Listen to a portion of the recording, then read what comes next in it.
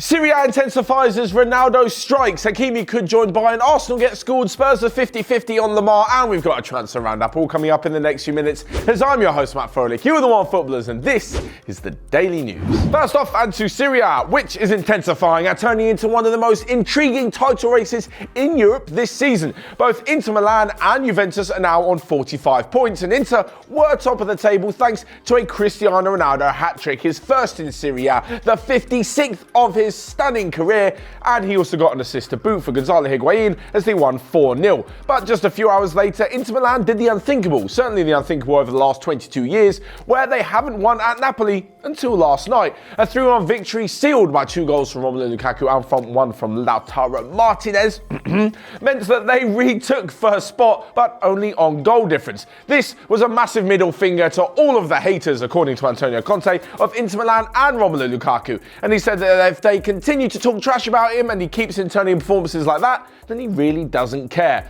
As for Ronaldo, everything was great apart from his silly new haircut, but we'll push that to the side for a minute. What this does mean, though, I'm going to throw a couple of stats your way, is that Romelu Lukaku is now the second highest top goal scorer in Serie A behind Ciro Immobile, who's having a fantastic season for Lazio, and that Cristiano Ronaldo became the second player this century to score a hat-trick in La Liga, Serie A and the Premier League behind Alexis Sanchez. Not really someone you'd associate with breaking records at the moment. But moving on from them and to a big bit of transfer news concerning Achraf Hakimi, the Dortmund fullback who is on loan from Real Madrid but could be playing for Dortmund rivals Bayern Munich next season.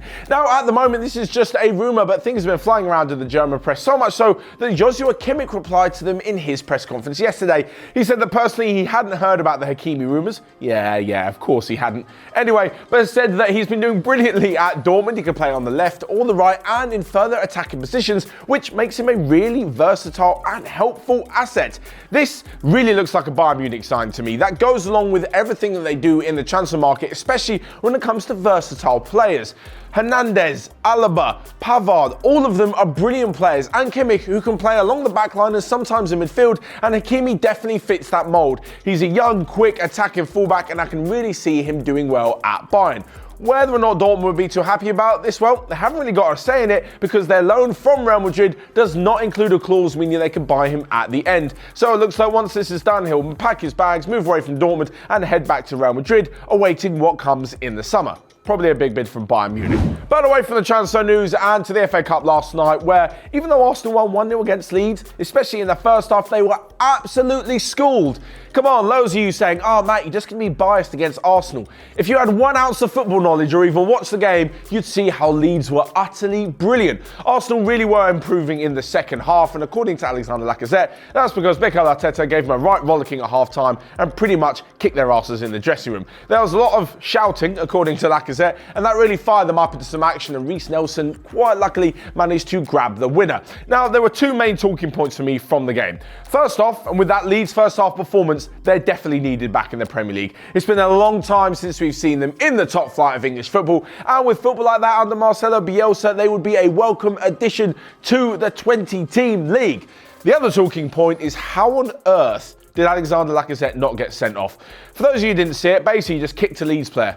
There's no 2 ways around it. There's no, a little bit of this, a little bit of that. No, right foot, bam. Kicked him, tripped him up in front of the referee, and then VAR looked at it, and then he wasn't sent off.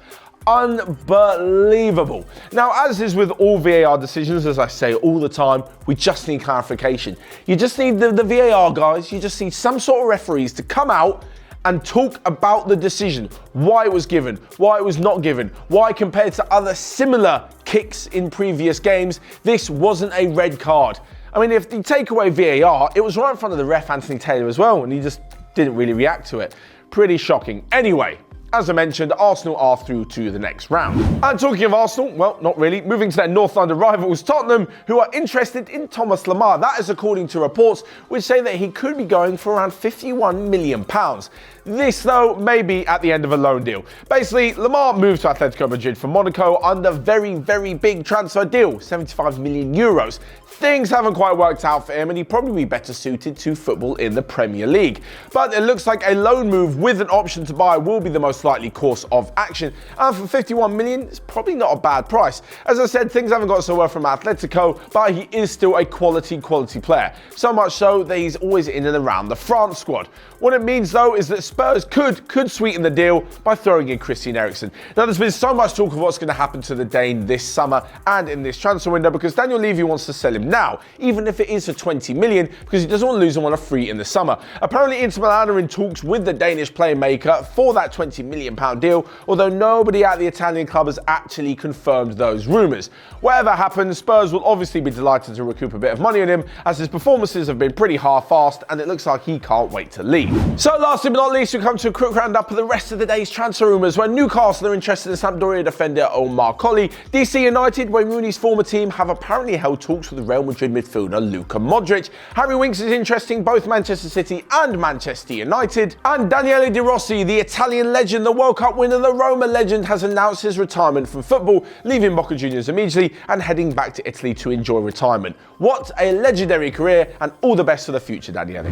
So there you have it from me. Let me know all of your thoughts on today's daily news and all the transfer rumours down below in the comment section. Once there, you can smash the like button or click here or here to check out all of the other videos we've got going on OneFootball. But until next time, I will see you guys later.